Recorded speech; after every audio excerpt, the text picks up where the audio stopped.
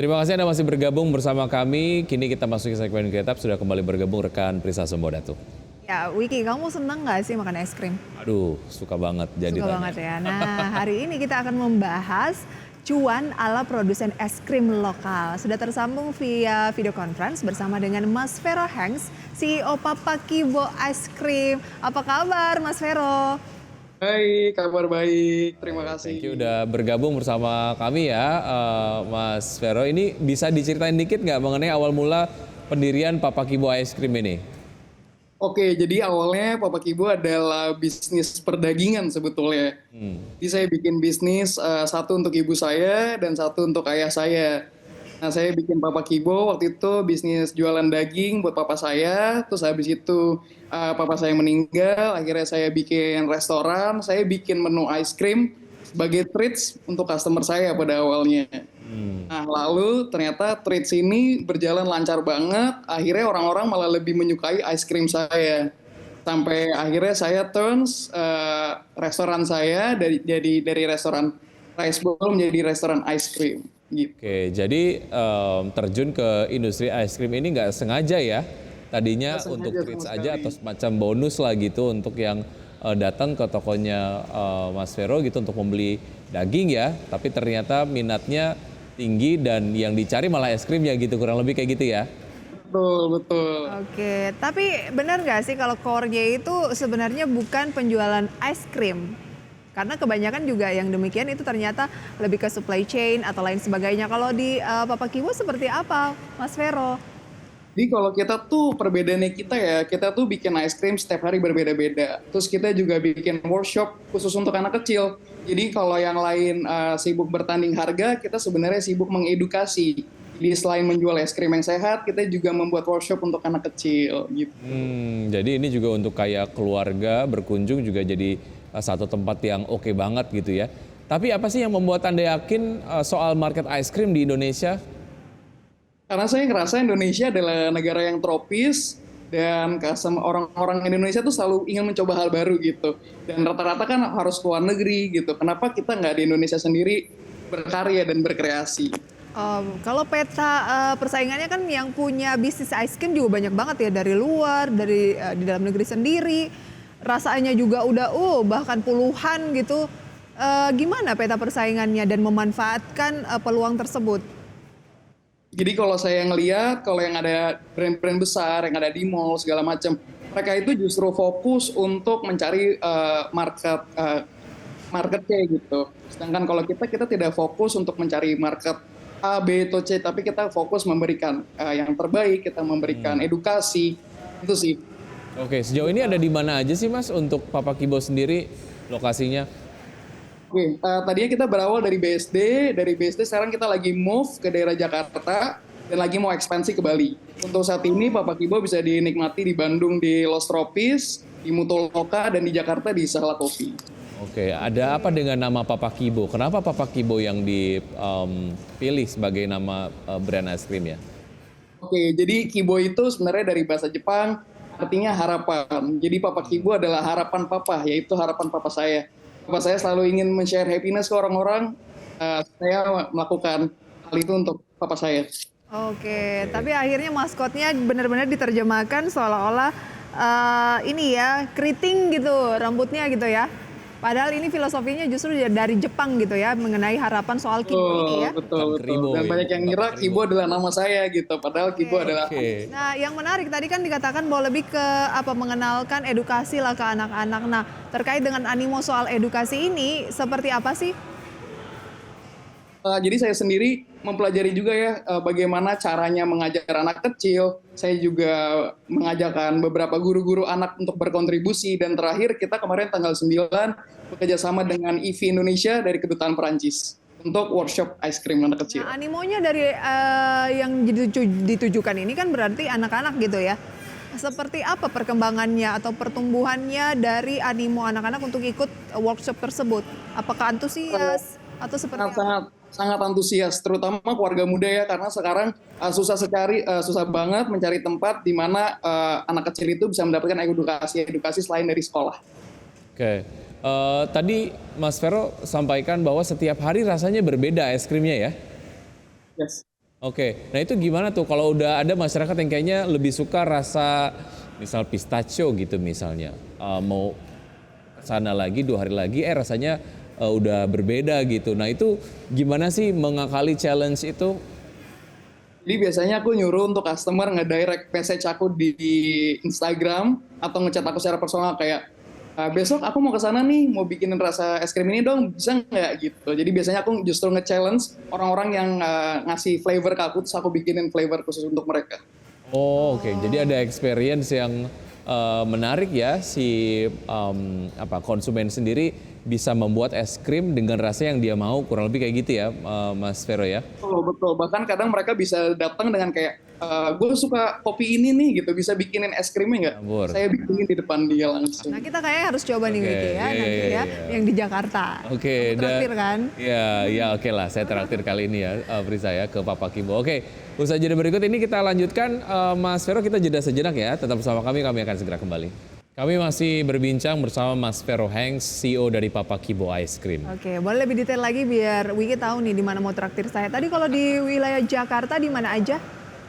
Nah, kalau di Jakarta di Salah Kopi, tapi sekarang kita lagi proses pembangunan di daerah Tebet sebetulnya. Mungkin di akhir tahun akan udah bisa Kalau dikunjungi. kopi ini daerah mana ya? Salah Kopi itu di Pondok Labu. Oh di Pondok Labu. Kemudian ada di BSD ya. Di BSD kita sudah close kalau yang di BSD. Sudah close. Jadi di sekarang- mana aja? Jadi di Salah Kopi, nanti akan ada di Tebet, di Los Tropis Cihapit Bandung, dan Mutoloka di Bandung.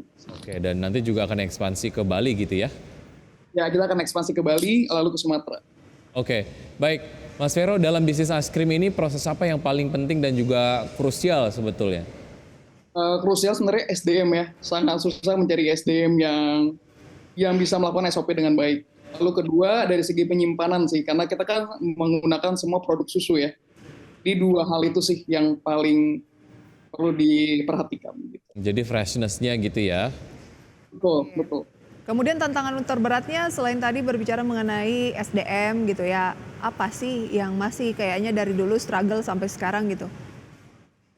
Paling struggle sih, balik lagi sih satu SDM, terus kedua permintaan customer yang sebenarnya ups and down gitu. Jadi kayak, oh bulan ini customer lebih pengen misalkan rasa jeruk, bulan depan customer lagi hype rasa biskop, kita harus ngikutin perkembangan itu sih. Kenapa nggak dibuat semua aja? Misalnya 10 varian gitu, varian yang paling populer. Most wanted gitu. Jadi kita kenapa nggak melakukan semuanya? Karena kita menjaga semuanya fresh ingredients ya gitu. Karena lagi-lagi kan produk susu nih, kita pengen semuanya itu fresh. Jadi apa yang dimakan customer adalah fresh yang baru dibuat hari itu juga gitu sih. Oke, siap. Ke depan mungkin inovasi-inovasi apa yang akan dilakukan oleh Papa Kibo, Mas Vero?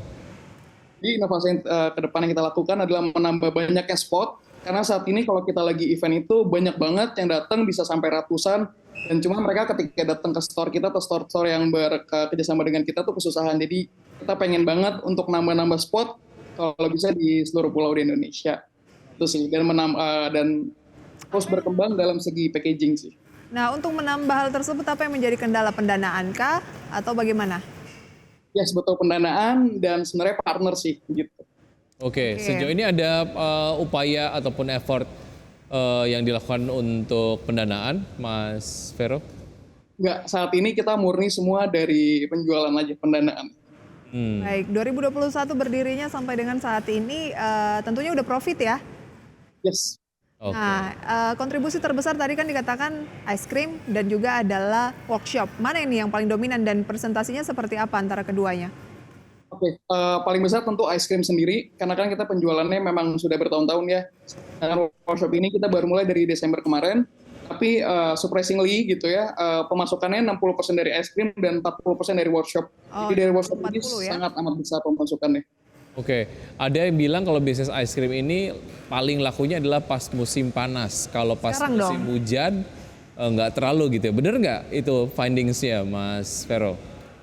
Menurut saya ada benernya, tapi sebenarnya ada caranya untuk menanggulanginya sih gitu. Jadi karena kita sebenarnya justru di musim hujan kita justru lagi rame-ramenya, apalagi di Desember. Gitu. Kenapa tuh? Karena banyak orang liburan gitu ya? Ya liburan anak sekolah, karena kan sebenarnya dari Papa Kibo sendiri kita gain community itu banyak sekali ya semua komunitas kita rangkul gitu sih. Jadi ketika musim panas udah berakhir, kita cari lagi community, kita deketin lagi community-community lain. Oke, sebagai pengusaha muda nih Mas Vero, Papa Kibo ini kan bergabung di ada induk usahanya begitu ya. Ada nggak target-target dari induk usahanya tersebut ke depan? Mungkin di bidang yang lain dan dari Papa Kibonya sendiri seperti apa? Kalau dari Bapak Kibo sendiri, Bapak Kibo nanti akan menghadirkan es krim barunya sih gitu, yang harganya lebih terjangkau ya, di harga 10 ribuan berbentuk popsicle. Itu yang akan beredar sih mungkin di akhir tahun ini. Oh, oke. Itu mungkin akan menjadi pesaing dari sebuah brand es krim yang itu ya. Kalau saat ini Yang lagi banyak harganya banget berapa? cabangnya itu ya. Oke. Kalau saat ini harganya berapa? Kalau saat ini harga per cup kita udah 27.000. 27.000. Oke. Itu sudah include topping and Dan sauce. juga quality, oke, itu menjadi sebuah hal yang worth it gitu ya. Baik, Mas Vero, terima kasih ya sudah bergabung bersama kami. Sukses untuk Papa Kibo dan juga sukses untuk Anda. Ditunggu terus informasi-informasi soal ekspansi dari Papa Kibo ke depan. Sampai jumpa. Sampai jumpa. Oke, terima kasih. Saya tunggu WK ya. 27.000, 4 lah. 4 cup ya. Seminggu sekali ya. Oke, baik. Dan pemirsa, sebelum kita akhiri hari ini ya, kita akan simak terlebih dahulu update dari pergerakan IHSG hingga saat ini. Dapat Anda saksikan di layar pemirsa, untuk indeks harga saham gabungan bergerak melemah 0,14% di atas 9 poin ke 6.954 dibandingkan penutupan kemarin yang menguat pada posisi 6.963. Baik, dan saham-saham yang masuk ke dalam jajaran tahap generous diantaranya adalah Datafast, Laju, BMSR, VTNY, Ruiz, MEDC, Hill, Gia, dan Mari. Ya, Medco melambung lagi ya, 6,64%. Ada M-Sky, kemudian AEGS yang baru IPO kemarin masuk dalam jajaran top losers, dan juga King, GTBO. ITMG justru berbeda dengan Medco ya, berada di top loser, Cyber, kemudian Men, BIKE, dan beberapa saham lainnya juga masuk dalam deretan saham yang menjadi top losers based on value sampai dengan pukul 9:28 saat ini. Dan pemirsa, sudah 90 menit kami menemani Anda dalam Power Breakfast. Ya, semoga pembahasan hari ini dapat menjadi referensi dan sumber informasi untuk Anda. Tetap perbarui informasi Anda hanya di IDX Channel, the trustworthy and comprehensive investment reference.